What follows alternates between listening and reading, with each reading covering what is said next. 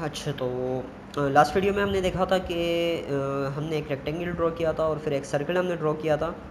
तो अभी फ़िलहाल हम इसको मिटा देते हैं। यहाँ पर इस वीडियो में हम क्या करते हैं कि हमने मूवमेंट देखनी है कि हम इस क्यूब में मूवमेंट किस तरह से ला सकते हैं। तो हम करेंगे क्या, बेसिकली हम यहाँ पर डॉक्यूमेंट पे एक जावास्क्रिप्ट का होता है इवेंट ऐड इवेंट लिसनर। ठीक है, हम एक इवेंट लिसनर लगाएंगे कि जब भी की डाउन हो, यानी कीबोर्ड में कोई भी बटन प्रेस हो तो हमारा एक फंक्शन चल जाए जो कि है की डाउन हैंडलर के नाम से। ठीक है, ये फंक्शन हमने अभी बनाया नहीं है, इसको भी बना लेते हैं। ठीक है, तो ये एक फंक्शन चलेगा की डाउन हैंडलर। और देखें, जब भी डॉक्यूमेंट, यानी ये जो डॉक्यूमेंट है HTML में जो हम डॉक्यूमेंट लिखते हैं, HTML लिखते हैं, ठीक है, इस पर हम एक इवेंट लिसनर लगा रहे हैं कि जब भी की डाउन हो, कीबोर्ड की कोई भी बटन प्रेस हो तो ये फंक्शन चल जाए। ठीक है, इस फंक्शन को हम चला रहे हैं यहाँ पे। और यहाँ पर एक पैरामीटर आएगा ई यानी इवेंट। ये होता क्या है मैं इसको दिखा देता हूँ।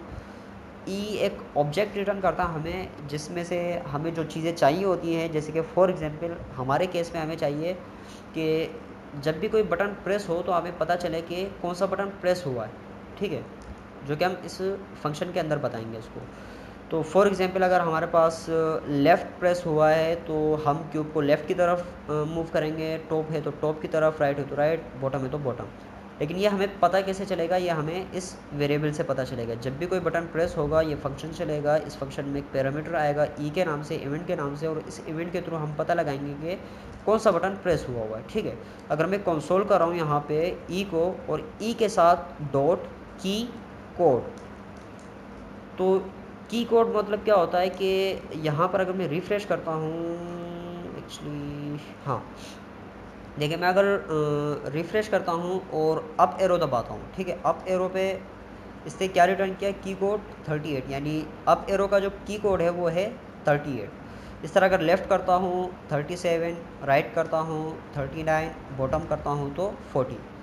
तो यहाँ पर हम इफ़ एल्स यूज़ करते हुए इसको हम हैंडल कर सकते हैं कि कौन सा बटन प्रेस हुआ है। जैसे कि अगर मैं बताता हूँ इफ़ ई डॉट की कोड इज इक्वल्स टू 37, मतलब क्या हुआ, लेफ़्ट बटन जो है वो प्रेस हुआ है। ठीक है, एल्स इफ़ ई डॉट की कोड इज इक्वल्स टू 38, यानी टॉप बटन प्रेस हुआ है। एल्स इफ़ ई डॉट की कोड इज इक्वल्स टू 39, यानी राइट बटन प्रेस हुआ है। एल्स इफ़ की कोड इज इक्वल्स टू 40, यानी बॉटम बटन प्रेस हुआ। अगर इसको हम कंफर्म करना चाहें तो इसको हम कंसोल भी करा सकते हैं, की कोड के बजाय हम टेक्स्ट भी कंसोल करा सकते हैं इस तरह से, कंसोल डॉट लॉग। ठीक है, इस तरह से। अब अगर मैं यहाँ पर आके रिफ़्रेश करता हूँ और लेफ़्ट दबाता हूँ तो लिखा हुआ गया लेफ़्ट, जो कि हमने यहाँ पे की कोड के थ्रू इसके अंदर कंसोल करा है। तो टॉप के लिए टॉप, राइट के लिए राइट, बॉटम के लिए बॉटम। ठीक है, तो उसको मिटा देता हूँ। अच्छा, हम क्या करेंगे, हर बार जब भी कोई बटन प्रेस होगा ना, एक्चुअली ये अच्छा क्यों सामने मिटा दिए, सही।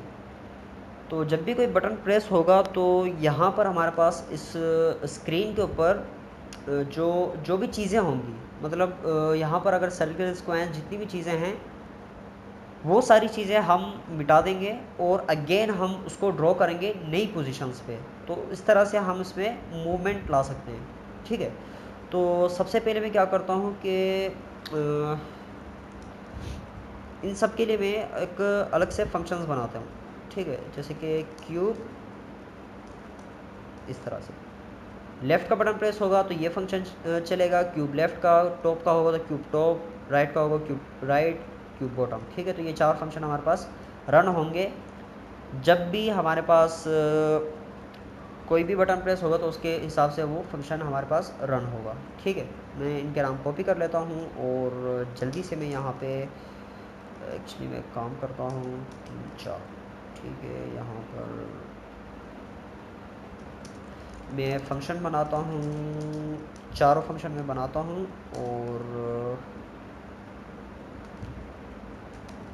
ठीक है, मैंने 4 फंक्शन बना दिए।